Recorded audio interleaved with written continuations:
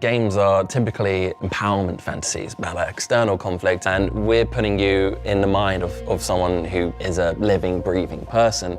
And so the decisions you're making aren't about high score, it's not about avoiding a game over, it's literally about the soul of this character and wanting to preserve that and wanting to do what's right for Erica. I think if you're not familiar with games, the easiest way to pitch this would be to say it was like an interactive film, but we think it kind of doesn't deserve to be like a subsidiary of like an existing sort of medium. It really feels like it's its own sort of thing between something like film and games. So we don't want to say too much right now about the story, but ultimately this is Erica's story and you are guiding it. And the heart of that story kickstarts with a traumatic childhood event, which haunts her until her adulthood. She's contacted by an old family friend who believes that in her mind somewhere is the key to the identity of a killer that's on the loose. But then what starts happening is that the killer comes into the picture as well and starts to contact Erica, and then you're stuck between these two perspectives, these two sides of the same coin, and not really knowing who is the one to trust. And the choices you make end up sort of creating a bias towards one or the other, and ultimately these pile up to give you this tough choice towards the climax of the game as to what you think the truth really is.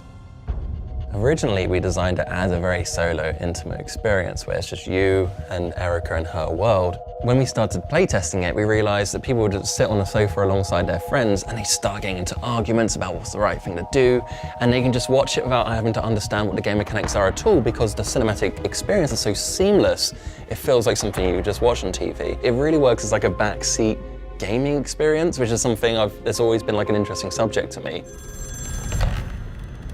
I've been watching you, Erica. Whether you're playing Erica or you're watching it almost passively and you're just in a sort of a social situation, it generally feels like watching a Hollywood film with the same pace and the same production value and that sort of flow that you're familiar with after like 100 years of filmmaking. What it allows you to do that film doesn't is make you an active participant in that.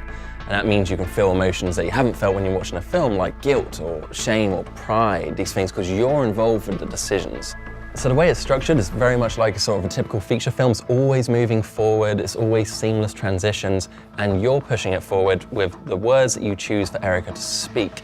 And she won't speak unless you choose for her to speak. It's not like you're only involved some of the time. You really are in control of this experience. You're interacting every like 15 to 20 seconds, which creates this like great gameplay flow. But we don't want it to just be about dialogue. It's also about touching the world. And so by using your smartphone and PlayLink, you can do something like wiping condensation off of a window and peering through to the other side, or just wiping a tear from somebody's cheek. There's even like sensitivity in this world, so like the speed that you do these things. If you open a door fast, it makes too loud a creak, you'll see Erica react to the fact that maybe she's made too much noise and she should be quiet. It's about allowing your actions to be louder than words, essentially. So in film they say don't say it, you've got to show it. So in games it's not just showing it, but it's allowing you to express it with the choices you make through touch.